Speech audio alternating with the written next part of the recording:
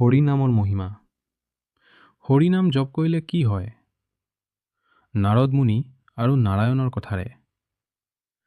হৰিনাম জপ কৰিলে আধ্যাত্মিক উপকাৰ হয়, যেনে পাপৰ পৰিশোধন, মনৰ শান্তি, ভক্তি বৃদ্ধি আৰু অন্ততঃ মোক্ষ লাভ। হিন্দু ধৰ্মৰ গ্ৰন্থসমূহত ইয়াক কলিযুগৰ মহান উপায় বুলি কোৱা হৈছে। নাৰদ আৰু নাৰায়ণৰ কথোপকথনত এই নামৰ শক্তিৰ এক আচৰিত কাহিনী আছে। এবাৰ নাৰদে কৃষ্ণক তেওঁৰ নামৰ মহত্বৰ বিষয়ে সুধিলে। কৃষ্ণই ক'লে যে তেওঁ বুজাব নোৱাৰে, কিন্তু নাৰদক অনুভৱ কৰাব পাৰে।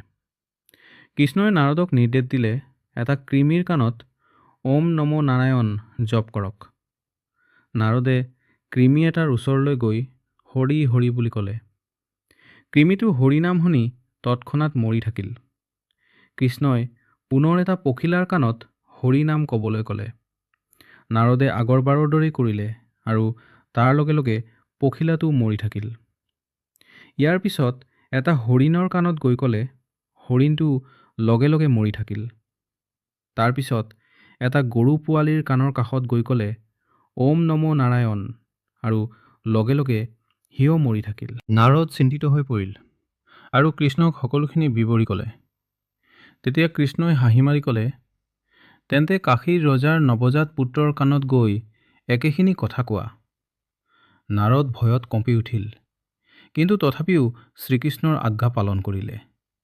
নাৰদ কাশী ৰজাৰ ঘৰত উপস্থিত হোৱাত ৰজাই নাৰদক সন্মান কৰি আদৰি আনি পুত্ৰক আশীৰ্বাদ দিবলৈ ক'লে।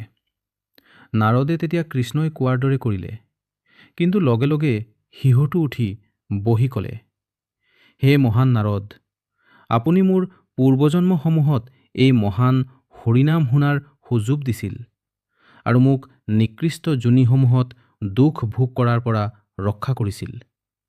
কিন্তু আপুনি এতিয়াও প্ৰভুৰ নামৰ শক্তি নুবুজিলে নেকি? মই সেই নিকৃষ্ট কৃমিটো যাৰ ওচৰত গৈ আপুনি প্ৰথমে হৰিনাম কৈছিল। হৰিনাম শুনাৰ লগে লগে মই সেই নিকৃষ্ট যোনিৰ পৰা মুক্তি পাই পখিলাৰ জনম পালোঁ। তাৰপিছত পুনৰ আপোনাৰ হৰিনাম শুনি পখিলাৰ যোনিৰ পৰাও মুক্তি পাই হৰিণ হ'লোঁ। হৰিণৰ জনমতো আপোনাৰ মুখে হৰিনাম শুনি সকলো জীৱৰ ভিতৰত সকলোৱে বেছি আদৰ কৰা জীৱ। গৰুৰ যোনিত জনম লৈ গৰু পোৱালি হৈছিলোঁ। তাতো আপোনাৰ হৰিনাম শুনাত মই কেইবাটাও যোনিত অৰ্জন কৰা পুণ্যৰ ফলস্বৰূপে আজি ভগৱানৰ শ্ৰেষ্ঠ সৃষ্টি মানৱ যোনিত ৰজাৰ ঘৰত ৰাজকুমাৰ হিচাপে জনম পালোঁ। এই সকলোবোৰ একমাত্ৰ হৰিনাম শ্ৰৱণৰ ফলতহে সম্ভৱ হৈছে।